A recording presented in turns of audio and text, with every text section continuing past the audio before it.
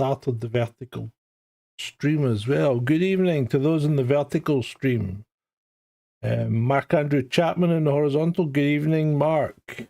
Good to see you all. Those in the vertical stream, if you want to chat, feel free. You only need to be a subscriber. There's no charge and there's no waiting time. As soon as you're a subscriber, you can chat away. Right. So let's start digging into what I've discovered. So, welcome. I'll read my script. Welcome back to another episode of Sergeant Grumpy Investigates, where we drag the truth, kicking and screaming into the daylight, like a hungover Ned, been evicted from a council flat. Today we're diving deep into something that'll make your head spin faster than Liz Truss's economic policies, which actually weren't that bad. We're following the money, and I mean all the money, behind those protest movements that have been disrupting your commute, vandalising priceless artworks, and generally making life miserable for ordinary folk trying to get to work.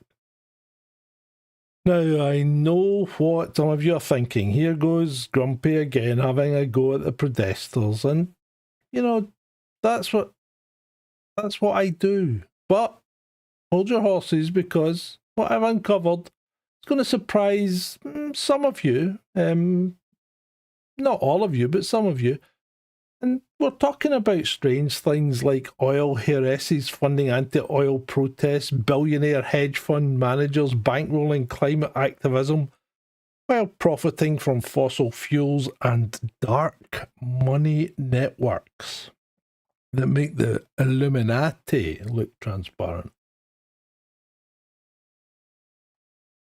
And that's just the appetizer. Wait till you hear about the suspected Iranian connections, the communist heir who gave away $250 million, and how George Soros spent more money influencing UK politics than most countries' entire defence budgets.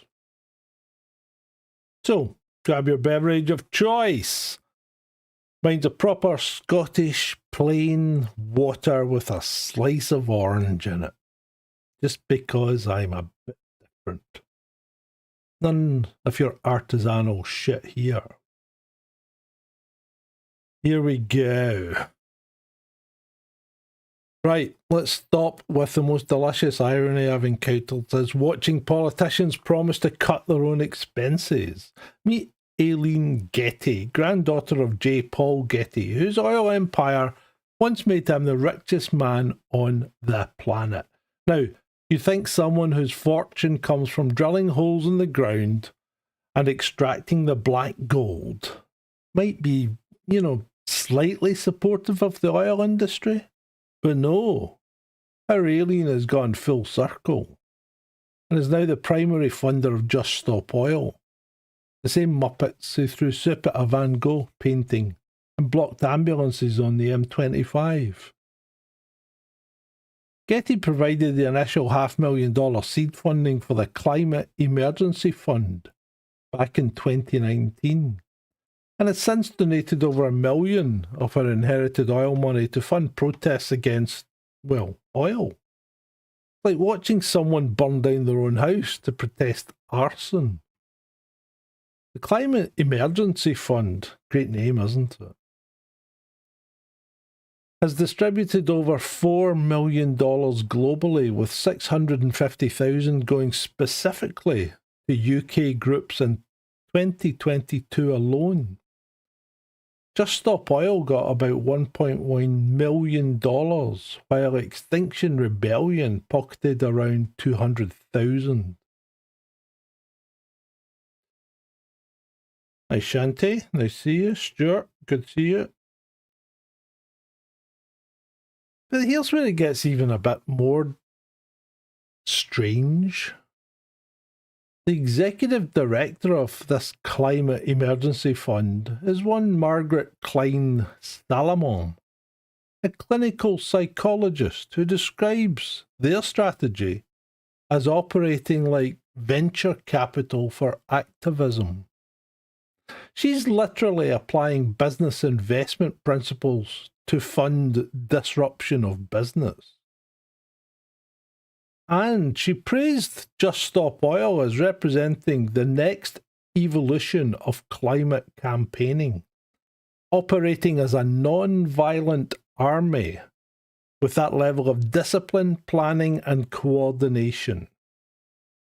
A non-violent army funded by oil money? Couldn't really make this up, could you? Sounds like a bad movie premise. The fund also got $250,000 from Adam McKay, the guy who made that movie, that climate disaster film, Don't Look Up. He was specifically inspired by Just Stop Oil and Scientist Rebellion. So Hollywood money, oil money, all flowing into the same pot to fund protests that ordinary working people have to suffer through.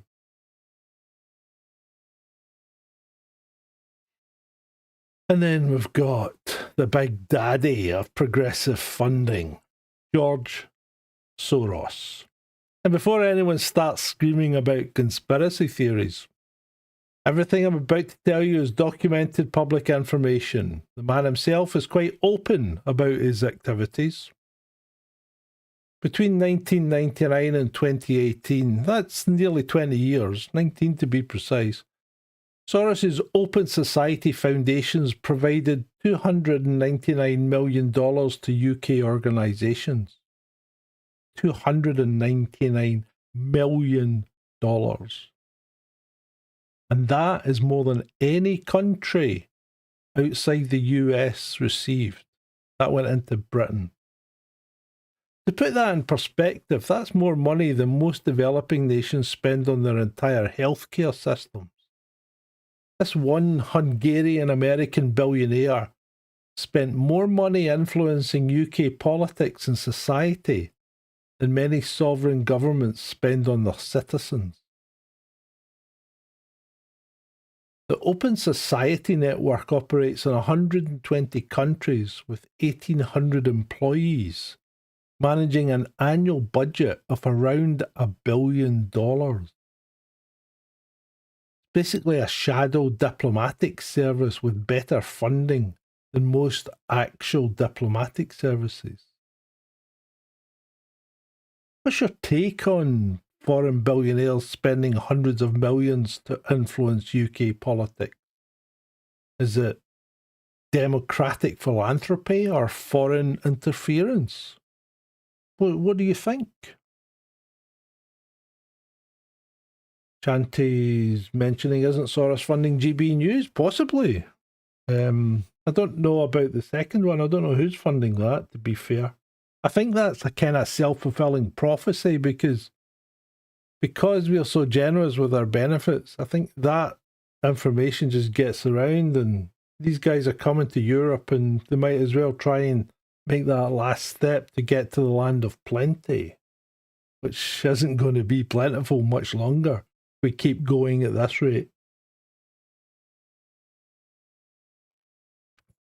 I don't think they have good intentions either, Frankie. Well said. Well said indeed. And Emma says interference. Yeah, I can agree with that. So it's foreign interference. I think we're probably pretty much all agreed on that. And especially when you come to Soros, because he's the man that says, because I've got so much money, it's my duty to poke around in other people's businesses. You know, the unpopular thing. The beverage of this evening, Mark, is water. Good, clean, Scottish, filtered water. I've put through my British Berkfield because I'm that kind of guy. I buy British. With a slice of orange. So, here's where it gets directly political. When Brexit was being debated, Soros funded Best for Britain to the tune of $400,000 to campaign against leaving the EU. He also funded the European Movement UK and Scientists for EU. So a foreign billionaire was directly funding campaigns to influence one of the most important democratic decisions in British history. Now, I'm not going to take sides on Brexit here. That ship sailed, sunk, been salvaged for scrap metal, but the principle matters. Should foreign billionaires be able to spend unlimited amounts trying to influence major UK political decisions?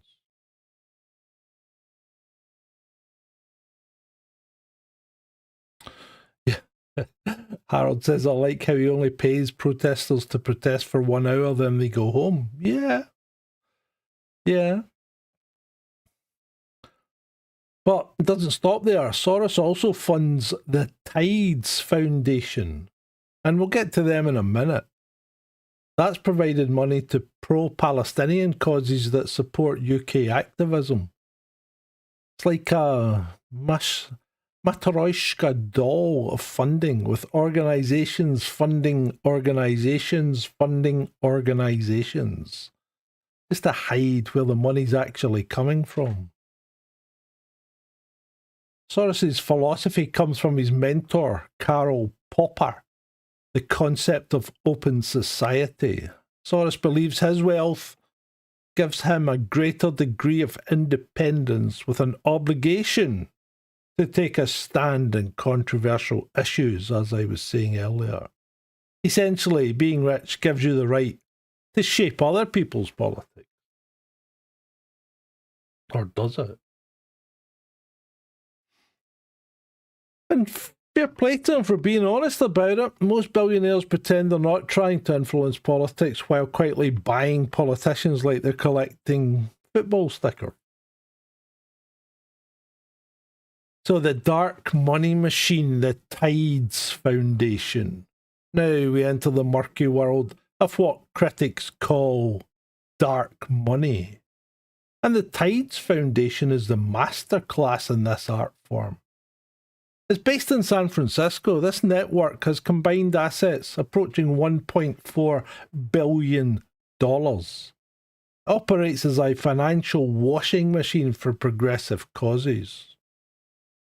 Here's how it works. Rich donors who don't want their names associated with controversial causes can give money to Tides, which then distributes it to various organisations.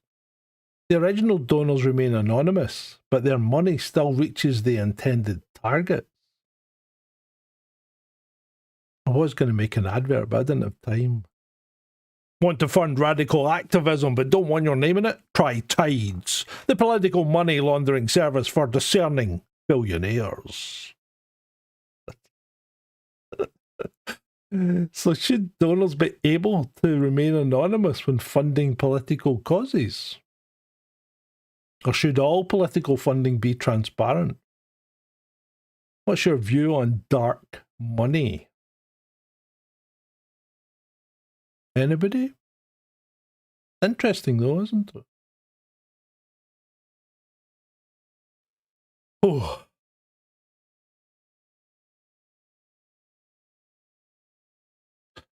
So Tides has funded numerous organisations involved in UK protest activity. The Jewish Voice for Peace and If Not Now, both active in UK pro-Palestinian protests. Code Pink, which has organised UK demonstrations. Palestinian Legal and Adala Justice Project, providing legal support for activists. Here's where it gets even more interesting. The Westchester Peace Action Committee Foundation received $97,000 from Tides in 2022 and serves as a fiscal sponsor for National Students for Justice in Palestine. But get this. That said action committee, Westpac, spent $1.5 million on office expenses, despite only having one part-time employee. One part-time employee with $1.5 million in office expenses. What was he doing? renting office space on the International Space Station. Either that or it's creative accounting. Or maybe he's just got the most expensive coffee habit ever. It is a lot of staples, mate. It's a lot of staples. The Tide Network's funding sources include major Democratic donors like the Pritzker family, them of the Hyatt Hotel hails, and historically received support from Bill and Melinda Gates Foundation. So we've got hotel money, tech money, all flowing through this supposedly grassroots network. This is the infrastructure that enables anonymous funding of controversial political causes. Perfectly legal, but it makes tracking the real sources of political influence nearly impossible. When a protest group claims they're funded by small grassroots donations, they might technically be right, but those donations could have been coordinated by anonymous billionaires working through organisations like Tide.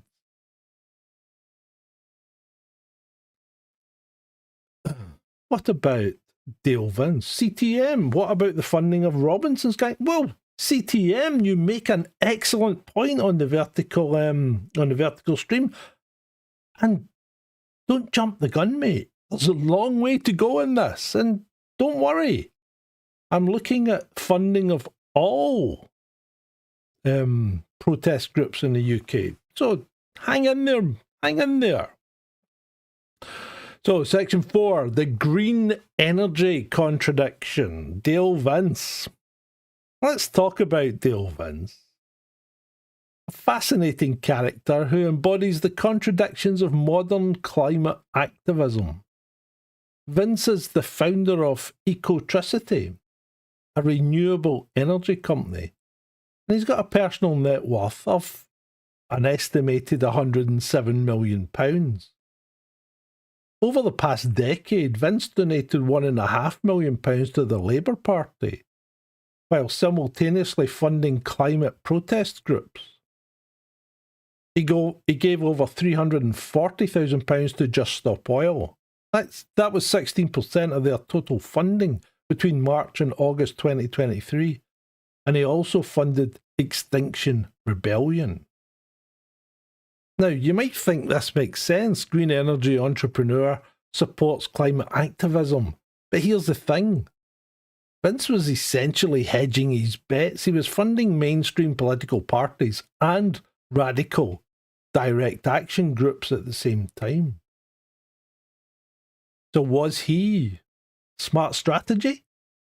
Or just having his cake and eating it, or trying to at the same time? Should you be able to do both?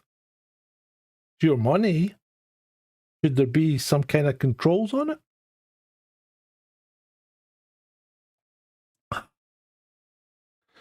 What's happening in the chat? Irony is, the people who pays to protest are the billionaires controllers crowd. How right they are. Well, yeah, that's a good point, Harold. Is Novara Media funded by such money? Novara Media isn't really much of an action group as such, but there are some media companies later on. If you want me to look into things, then by all means, flag them up. Drop a comment in the comment section, or you know where to get me on the Twitters, at Acalator. Right. In October 2023, something interesting happened. Vince announced he was withdrawing funding from Just Stop Oil, declaring further protests pointless and counterproductive. Instead, he launched Just Vote, focusing on voter registration and electoral politics rather than direct action. So when the protests started getting really unpopular with the public, blocking ambulances, disrupting funerals, that sort of thing, suddenly our green energy billionaire decided that maybe electoral politics was the way forward after all. Funny how these moral epiphanies coincide with public opinion polls, isn't it?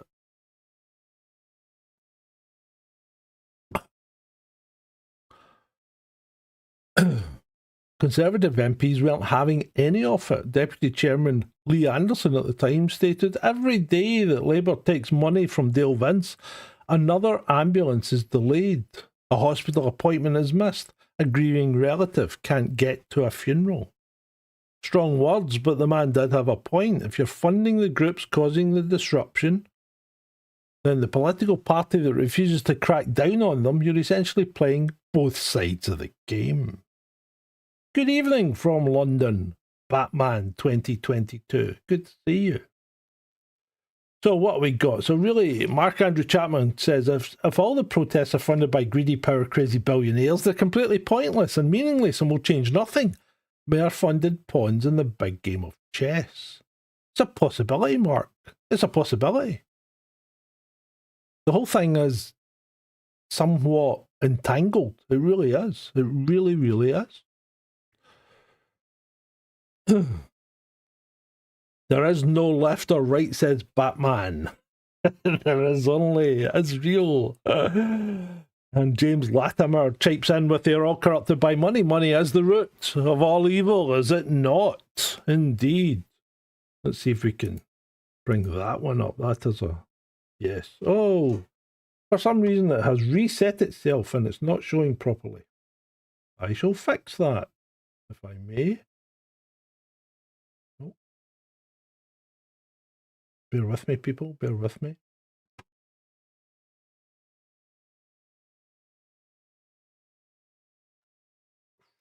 I hate this. What the hell is wrong with this?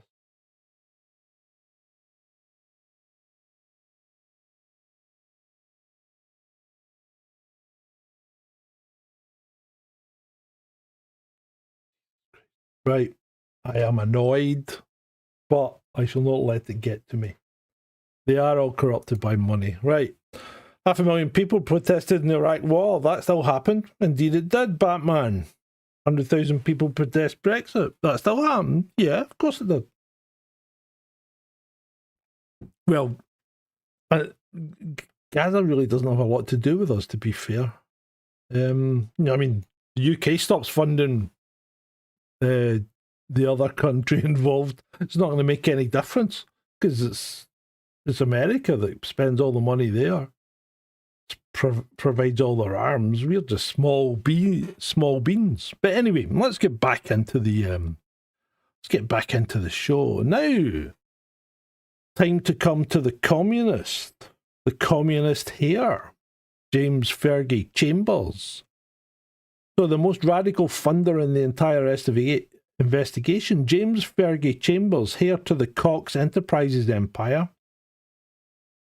Chambers inherited what's estimated to be at least $250 million in 2023. But here's the kicker. He describes himself as a communist, and quite openly, and has stated publicly that he chants death to America every day. This is an American billionaire here who hates America and capitalism while being the ultimate product of both. Quite disturbing, isn't it? He founded something called the Berkshire Communists in Massachusetts and created the Bobici Collective, apparently butterfly in Russian. I probably murdered that name, but that's one of the things I do. Because, of course, to serve as an ideological advisor, he needs these people.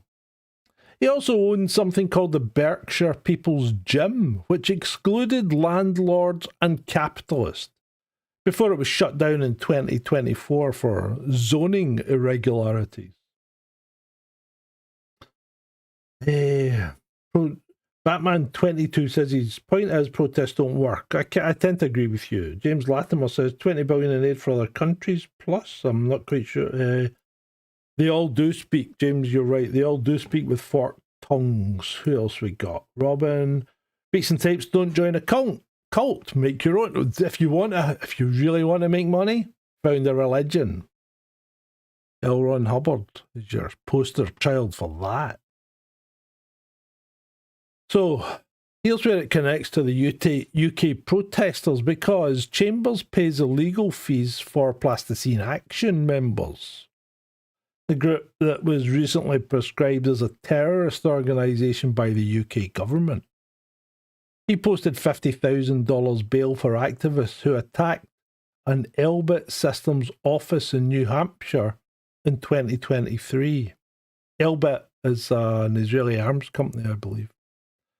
And his statements about Palestine Action and Hamas are, well, let me quote, and for YouTube, I refer to this as a direct quote from James, what was his name? Chambers. Hamas has done nothing wrong. That's a direct quote from a man funding the legal defence for UK activists. Now, let me be clear here. I'm not making judgments about the Israeli-Palestinian conflict because it's messed up on both sides. Maybe it's messed up more on one side than the other at the moment, but if you go back in time, seems to have been that way ad infinitum. It's a complex geopolitical situation that's been going on for decades, if not centuries. But when you have someone with extreme anti-American views and $250 million funding legal support for groups that the UK government considers terrorist organisation, that raises security questions, does it? Does Chambers represent what intelligence services call a useful idiot? Someone with money and extreme views who can be manipulated by hostile foreign powers? Whether that's happening here, I don't know, but the potential is certainly there. It takes two to tango. It does indeed, Robin. It does indeed. And as I said, James, they do speak with fortunes. You are correct. So let's move on to Palestine Action and the Iranian connection. Now, we've already had some theories about Iranians having spent an awful lot of time interfering in Scottish politics. That might be something we want to dive into at some point, but not tonight. One of the most controversial aspects of the investigation, Palestine Action and the alleged Iranian connections. Now, I'm going to stress that much of this is still under investigation. And I'm not making any definitive claims about Iranian funding, but the concerns are serious enough that the UK government prescribed the entire organisation as a terrorist group. So Palestine Action was founded in July 2020 by Huda Amori, a woman of Palestinian Iraqi heritage, and Richard Barnard. Their founding action was breaking into and spray painting Elbit Systems UK headquarters. Elbit is an Israeli weapons manufacturer. The group's methodology involves what they call non-violent yet disruptive property damage targeting Israeli weapons manufacture facilities in the UK. And this escalated from factory occupations to damaging military aircraft at RAF Brize Norton in June 2025. Following that incident, the Home Secretary, Yvette Cooper, prescribed Palestine Action as a terrorist organisation, making them the first protest group to receive this designation. The penalties are severe: 14 years imprisonment for membership, up to 14 years for inviting support, and up to 6 months for displaying supporting items. So those people you see being arrested displaying, placards saying we are all Palestine Action or whatever, they can get up to 6 months, not 14 years, as the MSN would have you believe. Yes, Mark, Iran and Scotland, indeed. Strange things go on in this small country up here. So, what do you think about the action against the RAF? It was RAF tankers, tanker aircraft. What do you think about that? What do you think about them being able to actually break into Brize Norton? One of the RAF's biggest and most, strategic bases. Why? How? I mean, apparently they just sailed in on scooters. Oh. And, you know, I don't know why anyone thinks that we're refueling Israeli fighter jets, because our systems are completely incompatible with the ones they have. Our planes, if you think about it, our planes are female, and the fighter jet is the male and makes the connection. The other way, the Israeli planes are female, and the tanker is the male and makes the connection. And never, the two systems will work together.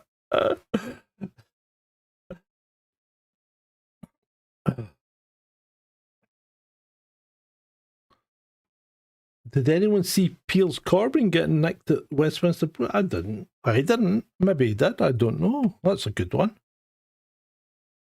Right. Now, the Iranian allegations. So, Home Office officials are reportedly investigating whether Palestine Action receives funding via Iranian proxies. This concerns centre on the alignment between the group's objectives and Iranian foreign policy goals. But, and that is important, no concrete evidence at this time of Iranian funding has been publicly presented. The allegations are based on the strategic alignment of with Iranian interests, the professional organisation, despite limited visible funding sources, and the ability to maintain operations despite significant legal costs. So they are spending a lot of money. They are churning through money. James, in the vertical, everything is just a giant diversion. Well, it's a diversion from what? That's the thing. I don't quite understand what we're diverting from. I think this is just life. So, suspicion is when something looks dodgy. Evidence is when you can prove it in court. So far, we've got suspicion, but we don't have the evidence. What we do know is that James Chambers pays the legal fees for Palestine Action, and they've raised $300,000 through crowdfunding to fight the prescription process. That doesn't account for all their operational funding. The organisation maintains minimal financial transparency, stating only that our funding is sometimes inconsistent, a bit like mine, which brings me to the point. Remember, this is provided free of charge to you on a value for value basis. If you value it, drop me a donation, if you will. You can do so at kofi.com/Sergeant Grumpy. Just for information, Friday night's show was record-breaking and seen by 42,000 people on the vertical stream. Advertising on that made 81 pence. There you go. 81 pence for 42,000 views. So,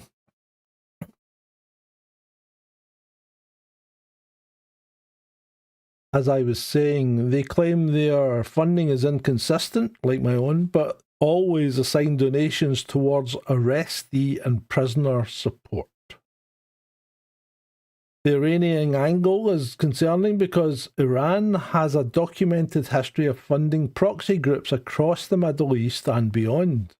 If they're funding UK-based organisations, that would represent a significant escalation in foreign interference in UK domestic politics. But here's the problem with how this has been handled. The government's allegations were strategically leaked to the media without evidence. The Times reported government concerns about Iranian funding based on anonymous briefings, but provided no quotes from officials or concrete proof. That gets my spidey senses tingling, because that seems to me to be government trying to not divert, but distract her from their own peccadillos and their own problems. Because, you read every day that it's a horrible place to be in Downing Street at the moment because they are all melting down because everything is going wrong. And tomorrow night's might even explain why it's all gone wrong. So,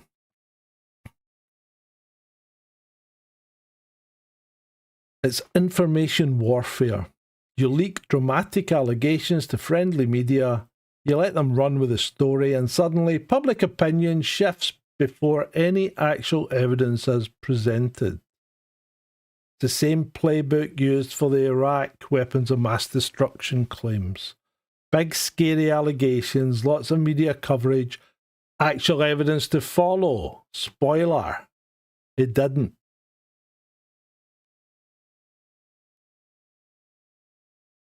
So, where are we? Equinox, good to see you.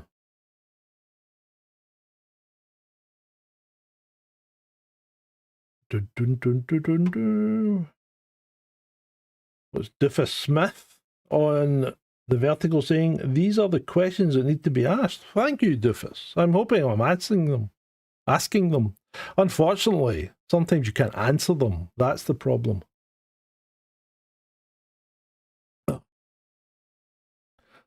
So the UK's government response to these funding concerns has been multifaceted and increasingly aggressive. We've seen new legislation, unprecedented prosecutions, and what critics argue is an overreach in defining terrorism. First, the Public Order Act 2023, which expanded police powers against protesters. This was directly informed by a policy exchange briefing. Remember, that's a right-wing think tank.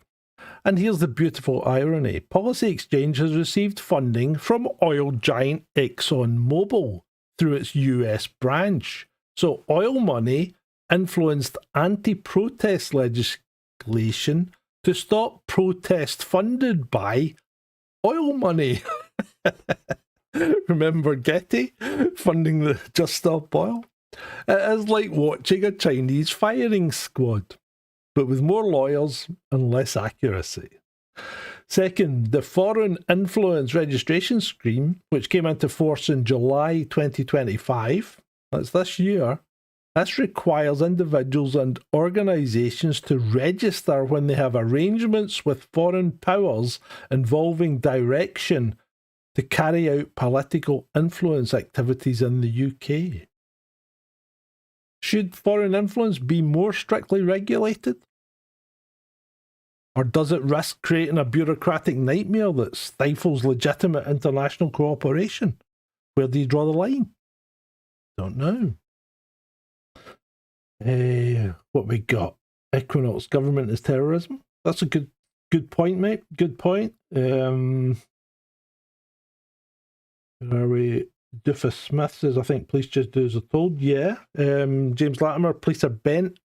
I think I might be having a conversation with, I think his name is Jay Darkman. So I've been in contact with him to see if he'll come on. He's a retired, well, he left the police because they were effectively stopping him from doing what he thought the job was, which was to help people.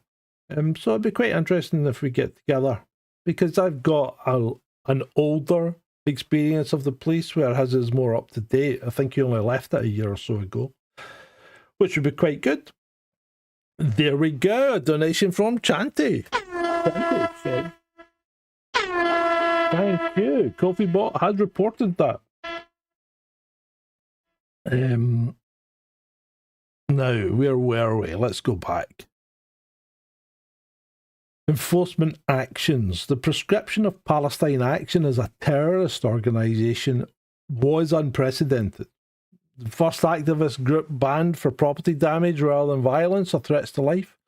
Over 1,400 arrests have been made related to that ban. That's quite...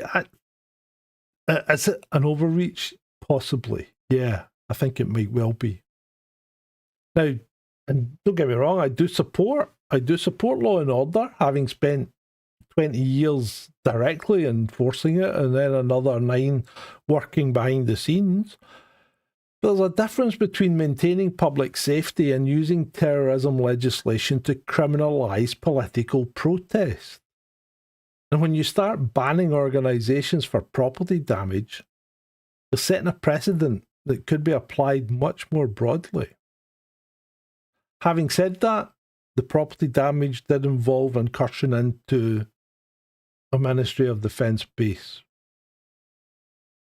The government's assessment found no evidence that Palestine Action advocated violence or made threats to life. They did specifically target property, specifically this occasion military equipment and facilities, not people. Is it terrorism or vandalism with a political motivation? It's getting close. You're attacking our means of defence. I suppose that could be even seen as treason. But ultimately, was this politically motivated? Probably, yes.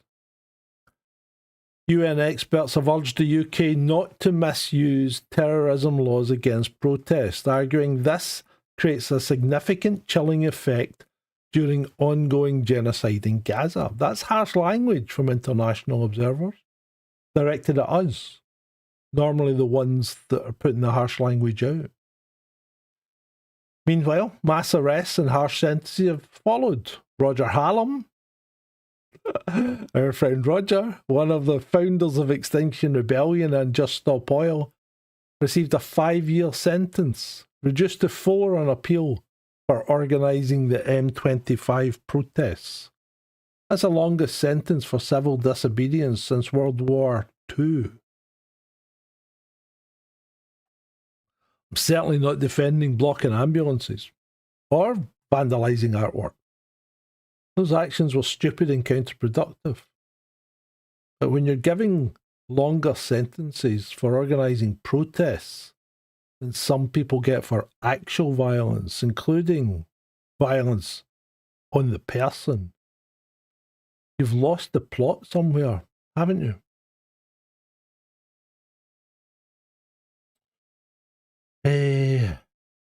James Latimer says, PSYOP hoax everything? Possibly. Possibly it is, James. How could we tell? Batman 2022, do you think America is 9/11 away from civil war? America worries me. I think I might have to do a dive into America, because America is not pulling together, is it? After 9/11, America was one country. There was no real dispute.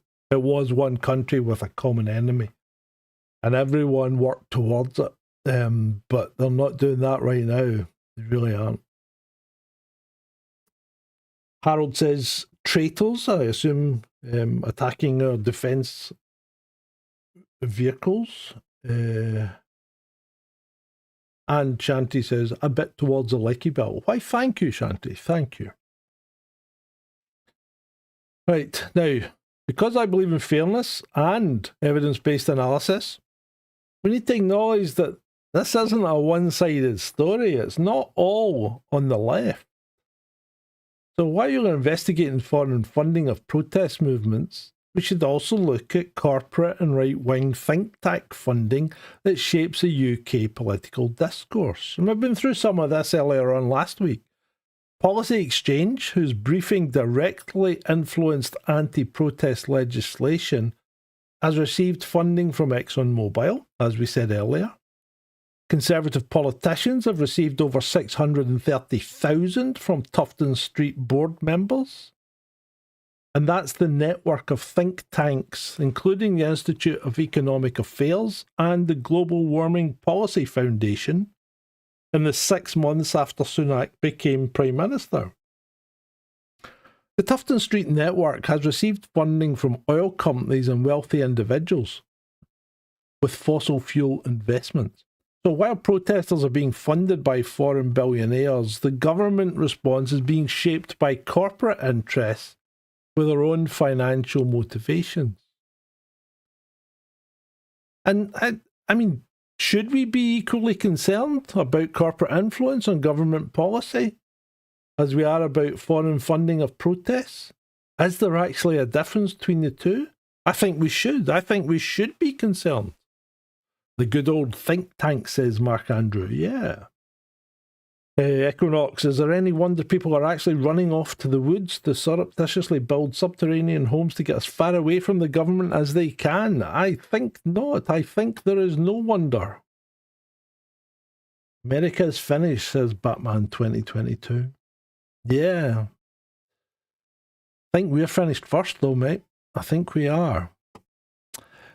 Then there's this is the good one, the National Endowment for Democracy, called NED, which is quite interesting, because a NED is what we call a chav in Scotland. And it has its own former director describing it as doing in the open what the CIA has done surreptitiously for decades. The NED has provided 2.6 million to UK media and press freedom groups over 5 years. So you've got direct foreign government funding from NED. That's America. Foreign billionaire funding, Soros. Oil money funding protests, Getty. Corporate money influencing policy, ExxonMobil. Policy exchange, and possibly suspected hostile state funding, the alleged Iranian connection. Everyone's at it, like an international funding free-for-all where UK domestic politics becomes a proxy battlefield for global ideological and economic interests.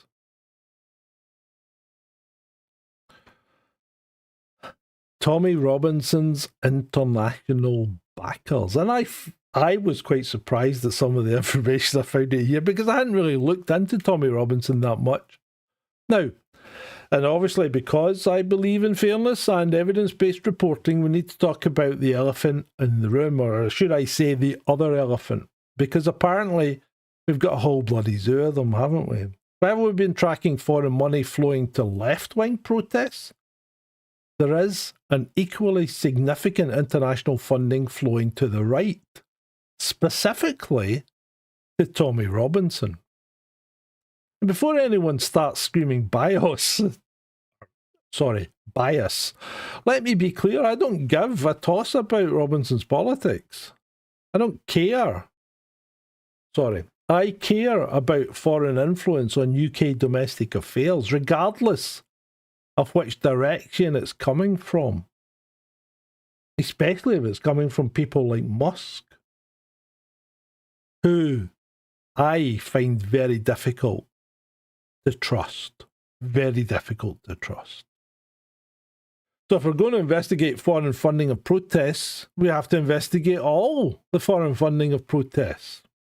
And Tommy, who, as you know, real name Stephen Yaxley Lennon, has received over 2 million in documented funding from international sources, making him one of the most well-funded activists in the UK.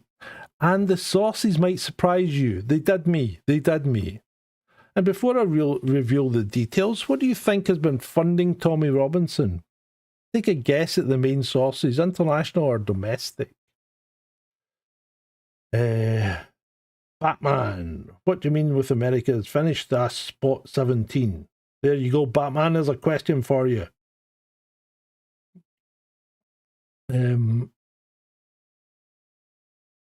Right, okay, let's crack on.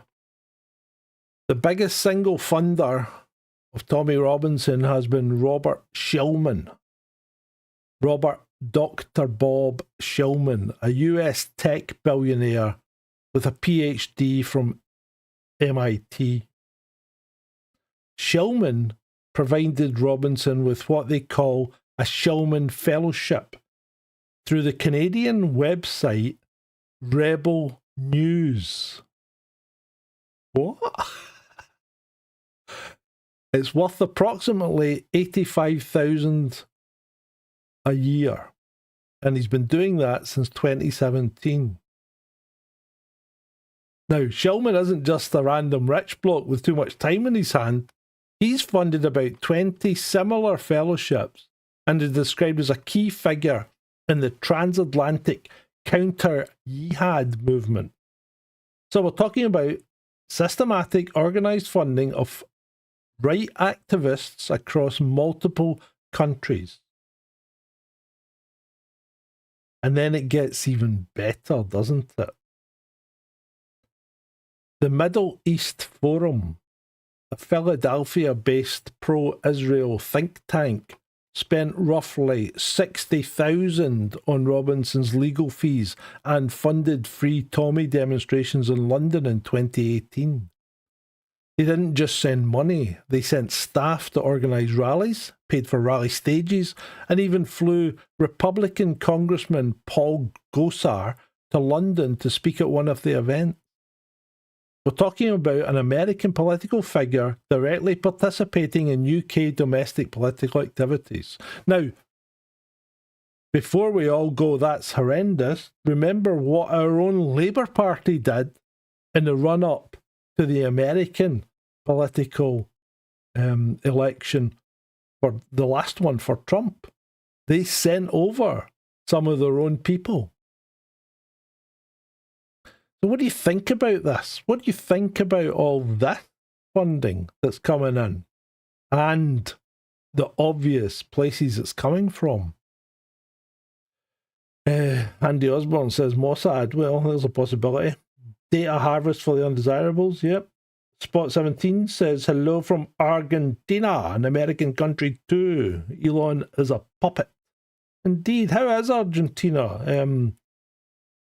Are you benefiting from bringing down inflation under the austerity, even though they put 50% of your population into poverty? Or are things starting to get better? I don't know. You tell me. You live there. Be interesting to get some feedback on that.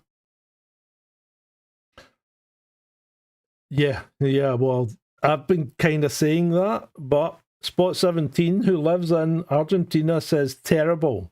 Javier Milei is a demon. There you go, from the horse's mouth.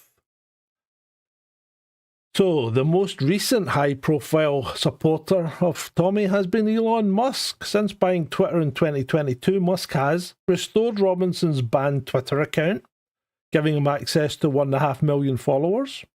That's true. He also restored mine. He reportedly provides financial support for legal fees. He doesn't do anything for me. He made a surprise video appearance at Robinson's September 2025 London rally. Yes, he did. Calling for a change of government in the UK. That's a mighty big statement. Robinson's team has publicly thanked Musk for unexpected and generous assistance in legal cases. Now, let's be clear, Musk hasn't confirmed specific funding amounts, but the pattern of support is obvious.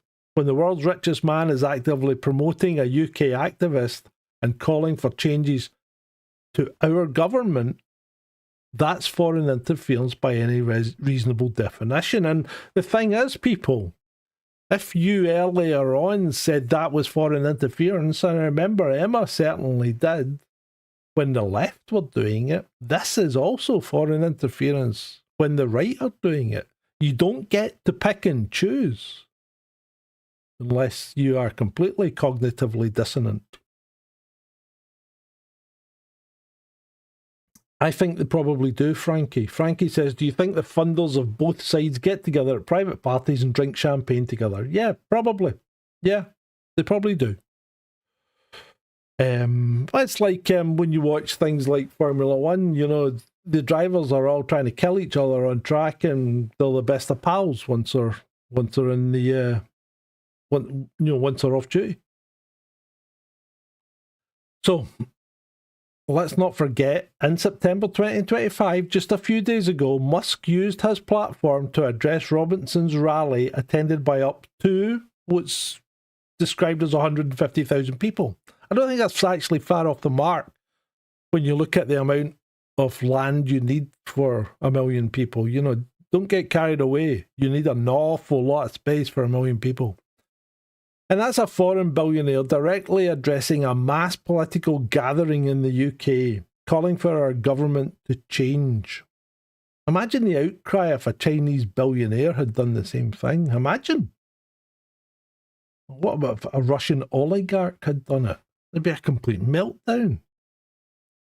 So Robinson's been remarkably successful at crowdfunding as well, because 425,000 in just 2 months in 2018 crowdfunding.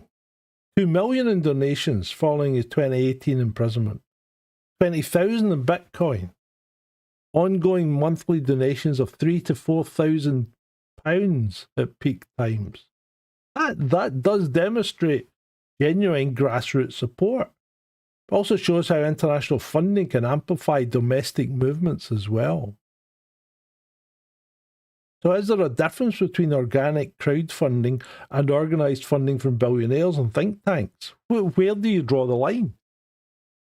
You know, I mean, if I was being funded by an external entity, surely it would be my duty to tell you that I was no longer independent and was being bankrolled by someone. And then you may make assumptions that maybe I'm being influenced by their politics. But I can assure you at this moment in time, I am bankrolled by no one but you. You are the only people that keep me going. And as you know, I don't shy back in calling you out if I don't agree with something. I think we've all found that out, haven't we? Ray, Frankie? I've always said from day one when I started this podcast way back in 2019, I think, 2020. Well, I had a podcast in 2019, and then when Ben joined in and we changed it into Chasing Descent, I've always said to Ben, never be beholden to an audience, because if you start being beholden to an audience, you change, you start to self-center, you're not being genuine, and you can't do it. And if, you know what, if people are genuine enough to listen to you and believe what you're saying, or agree with you or disagree with you, then they're big enough to take the bad with the smooth, the rough with the smooth, you know? They're big enough to do it. If they don't like it, then they can always take the door. But most of you guys come back, you know? You really do. And you reserve the right to mock me. I'm not wrong often, but, you know, you guys call me out when I am, and I have no problem in admitting it. I can admit when I'm wrong. Now, there are funding controversies here with Mr. Robinson's operation, and it does get a little bit dodgy. And when I say dodgy, I'm being charitable. Multiple sources have indicated that he's misused supporter donations. He's apparently spent over £100,000 on gambling while receiving supporter donations. Former associates claiming misappropriated funds, including £33,000 withdrawn from crowdfunding accounts. He declared bankruptcy in 2021 despite receiving hundreds of thousands in donations. He used Facebook's charity donation feature inappropriately before it was removed.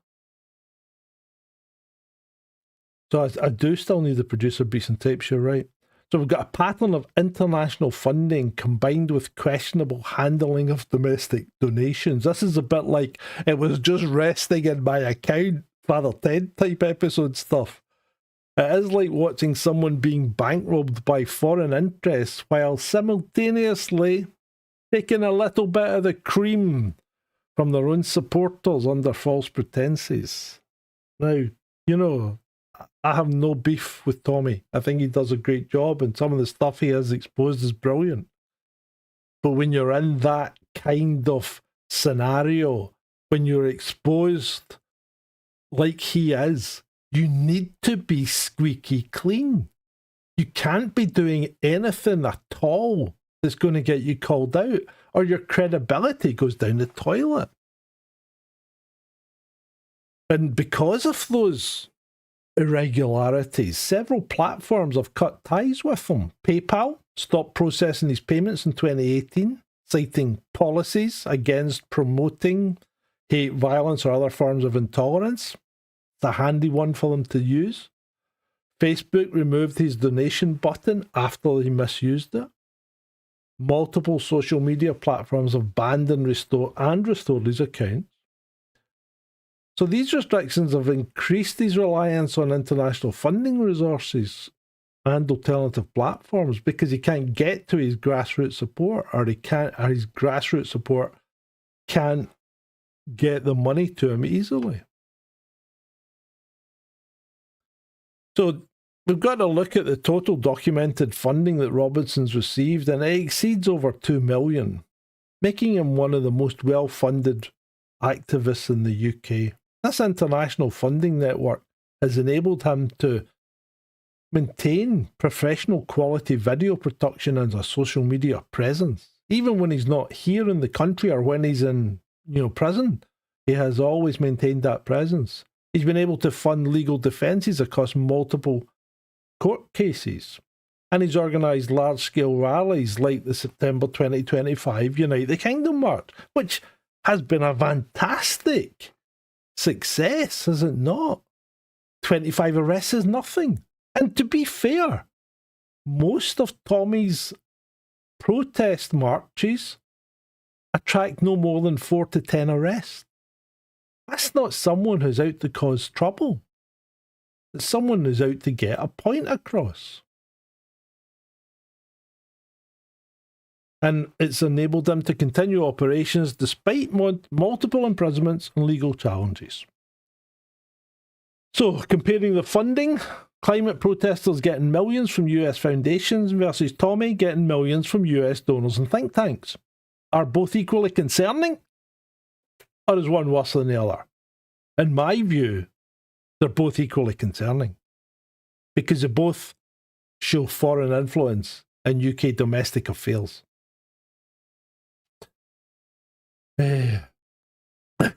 Equinox, yeah, you're being facetious. I can spot that. Spot 19 says, I like you. I would love to ask, as Argentinian with respect, what's your opinion about the conflict of Malvinas? That's a tricky one, mate. It's a tricky one. My understanding is that there was a bit of a debate as to who had any kind of say in it. It's a bit like any of these kind of islands where people come and go, and there's been quite a few nations have laid claim to it at some part or another. I think the best thing, and what they actually did, was they asked the people that live there, where they want to be, and they still want to be affiliated with the UK. I think that's only fair. Why would you take a group of people who didn't want to be in the UK and keep them if if they quite openly expressed that they wanted to go to Argentina, but they haven't. They've said they want to stay in the UK.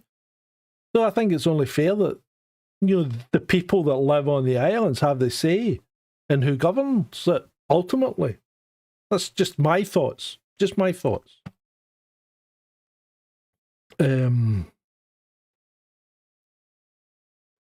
So what we're seeing with Robinson is part of a broader pattern of international funding for UK domestic political movement. American tech billionaires, think tanks and political organisations are actively funding and promoting UK activists across the political spectrum.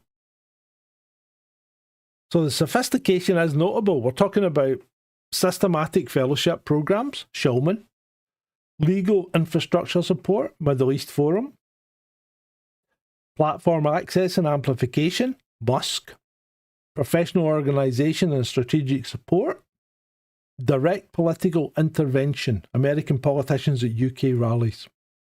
That's not just random rich people throwing money around. It's organised strategic funding designed to influence UK domestic politics and society. And the key question is whether this represents legitimate international cooperation and support or foreign interference in UK democracy. And frankly, that question applies equally Whether we're talking about Soros funding Brexit opposition campaigns or Shulman funding Robinson's activities. The scale of Robinson's international funding, over $2 million, puts him in the same league as the climate activist groups we discussed earlier. The difference is the political direction, not the fundamental concern about foreign influence on UK domestic affairs. And this brings us to the crucial point. Foreign funding of UK political movements isn't a left-wing or right-wing issue. It's a democratic sovereignty issue that cuts across the political spectrum.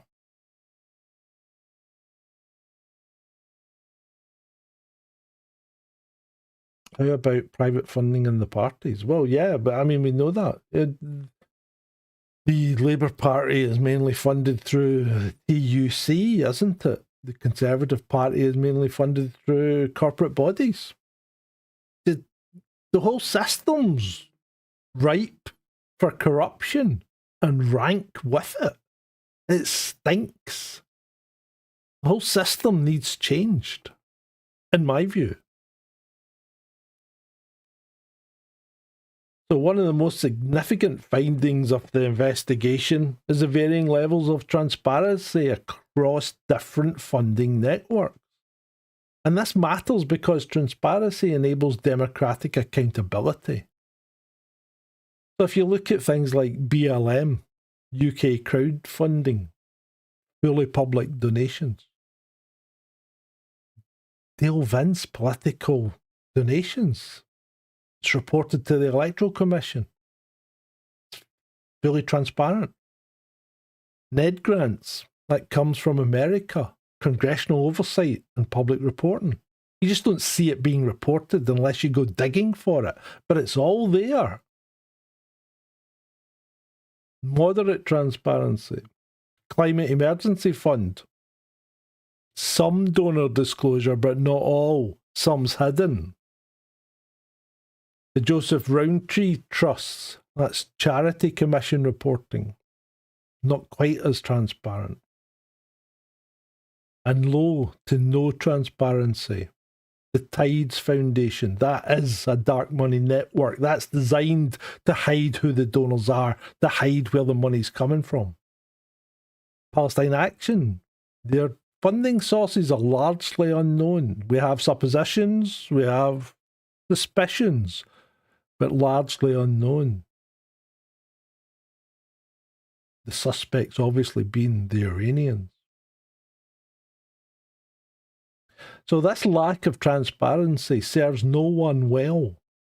Not democracy, not national security, not public trust. When funding sources are deliberately obscured, it creates space for all sorts of conspiracy theories and undermines confidence in legitimate political activities. Should all political funding above a certain threshold be publicly disclosed? What about international funding? Where would you set the transparency requirements?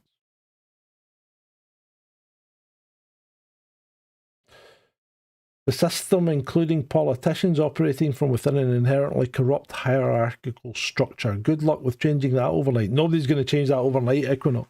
Unless you do a Nepal. Or what was the other place? Ceylon. It's not called Ceylon. Myanmar, something like that. Burma. Whatever.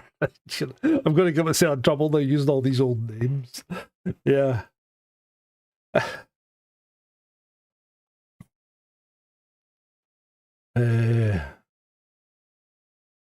Spot 17 says he respects my opinion. Thank you. Thank you. There's no more corruption than the government of Argentina of Javier Milei, who is a puppet of Trump. Last week came the news that Milei stole from handicapped people. Yeah, I can believe that. I can believe that. They're doing the same here, aren't they, people? They're cutting disability benefits. And to be fair, I know some people misuse and abuse disability benefits, but I've always said I'd rather that we paid a little extra to some people who are cheating the system than see someone who genuinely needs that money go without. You know, I think you've got to err on the side of caution when it comes to that.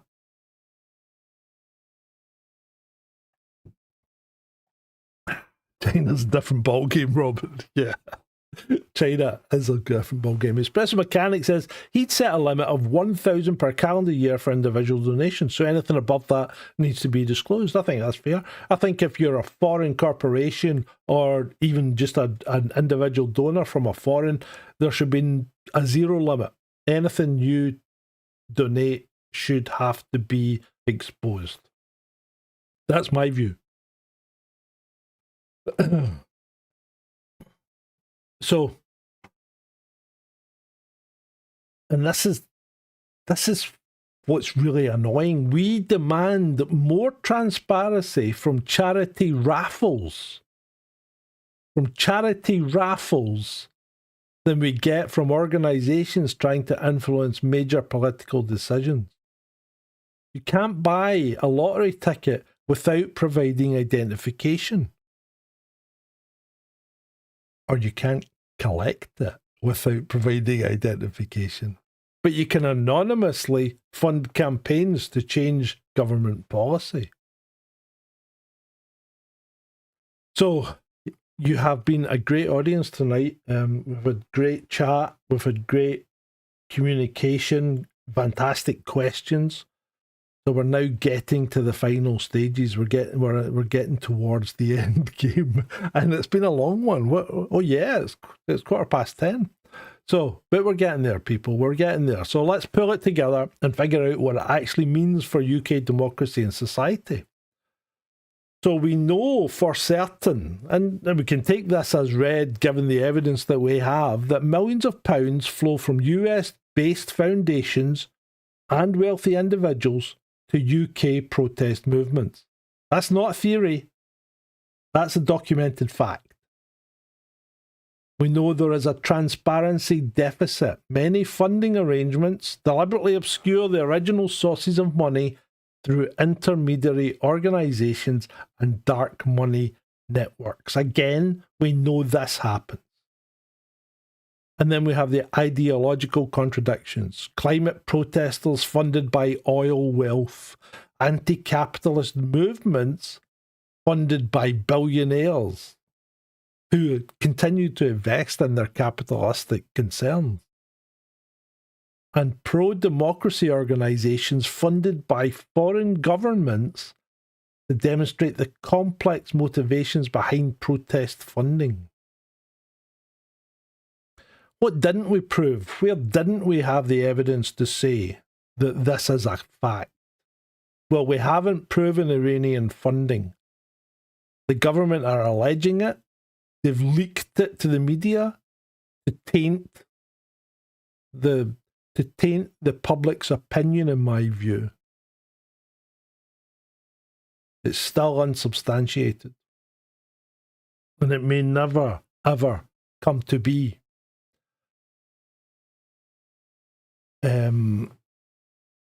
Coordination.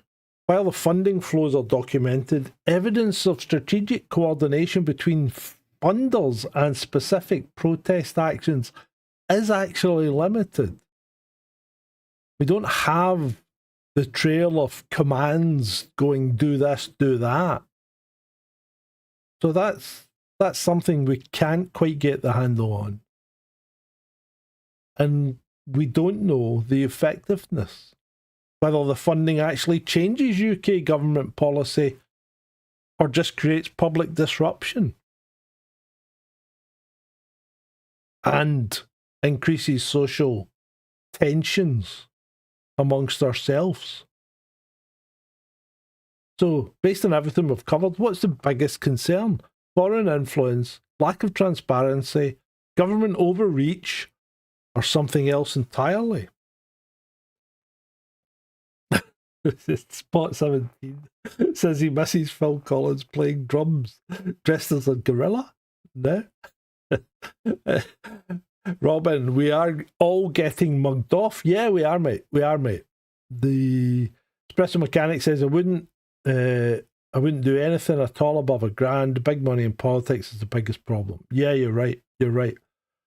Equinox, some people do all the performance with a bedpan when social come to visit, but then are out the pub later at night. Yes, absolutely, there are. There are, and there are definitely people that work the system and cheat. But you know what? What do? You're gonna have to take a stance at some point, and if you set that bar too high, then some people that need it are going to get affected. Divide and conquer, yeah. I don't know where your spelling checker's gone, Robin, but you need to get one.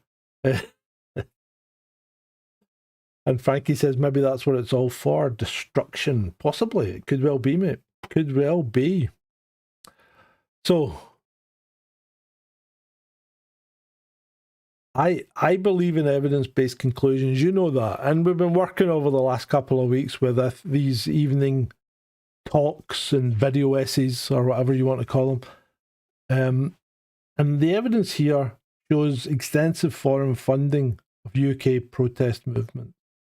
It also shows corporate and foreign government funding of think tanks and policy organisations, and we did explore that in some depth last week as well. So the question isn't whether foreign influence exists. It absolutely does, quite clearly. The question is what level of foreign influence we are comfortable with in a democratic society, and how we ensure transparency and accountability. And if we're not happy about the left putting money in and influence, then we can't be happy about asking foreigners to help us on the right. It's you either don't or do. You can't just pick your own side here and say what's right is right for us. Because look, that's what the left does, doesn't it? And when it doesn't go their way, they melt down.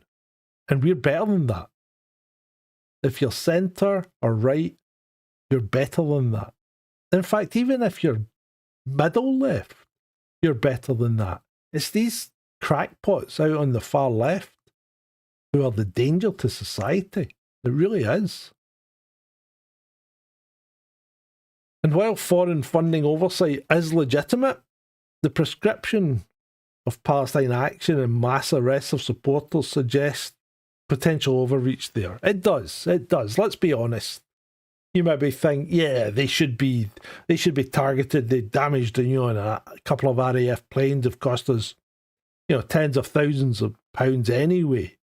But using terrorism legislation against property damage, that sets a dangerous precedent that's going to come back and bite us. And it will be applied to other forms of protest, you can be assured. The lack of transparency in current funding arrangements serves neither democracy nor national security well. Greater disclosure is required, and it needs to be applied to all political actors.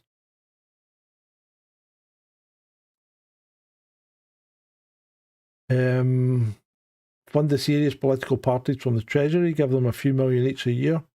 Possibly. These are all good things you come up with. What do? You don't have the performance of the bedpan, you have to stop drinking Glenfiddich at the pub. Indeed, you do. Special mechanic, democracy couldn't be undermined by the likes of Gates. Yeah. Isn't it about time they banned Antifa? It's a difficult one, isn't it? Because Antifa is, in my view, a horrible organisation that does nothing but stir things up.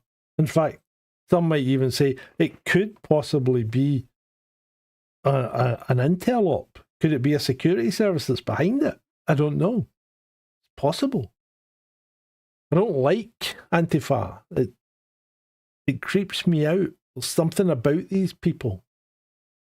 And there's something about their funding that maybe I really need to dig into. Yeah, that's a good point. Good point, Frankie. But banning any protest is difficult, because if you ban one team, then what's to stop the other side banning your team when they get in, you know?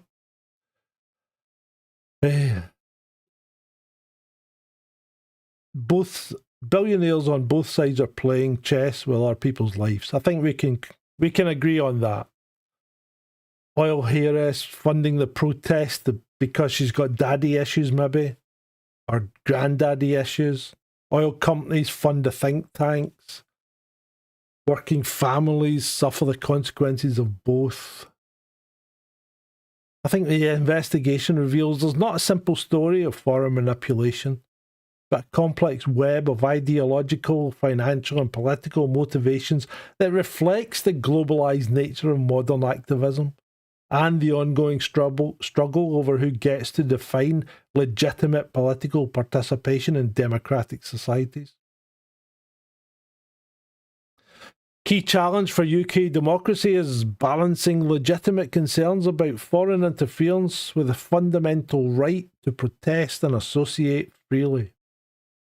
But that balance can only be achieved through transparency, accountability, and honest public debate about the role of money in politics. So we've covered a lot of ground tonight. What's your main takeaway? Any questions? What should be done about foreign funding? Should we stop it? Should it be stopped completely?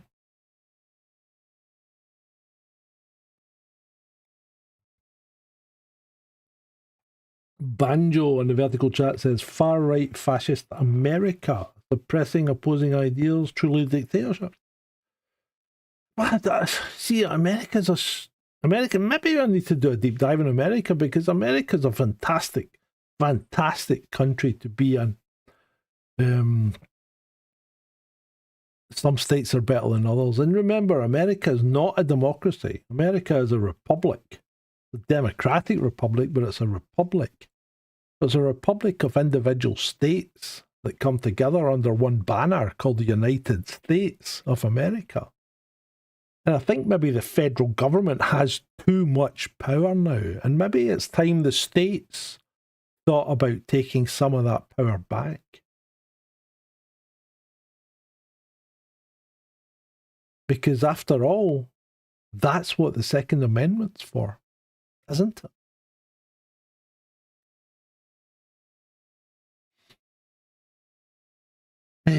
Right. Mark Andrew Chapman says, personally, I think we should let Mr. Putin have a go at world rule. You know what? There's a lot to be said. I've always said this, and even Ben agreed with me.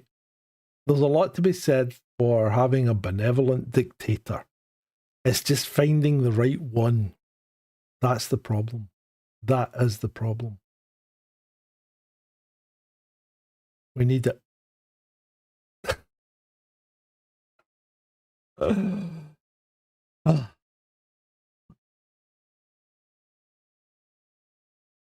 All they do is intimidate. They don't protest. Yeah, they do. That's true. That's true. Right. Okay, chaps. It's like, would it be like World War II when, when we moved in and the people would see you as liberators, and then you found out that you were just as controlled afterwards as you were before. And I'm thinking of places like France and Germany and things like that. We came as liberators, but really, I mean, especially Germany, we just kind of divvied it up amongst ourselves, didn't we? I mean, look at the amount of American bases in Germany still to this day. Anyway, I think that's enough, people. That's nearly an hour and a half. It's been great for me. It really has. And as they say, it's been great for you too. Good night.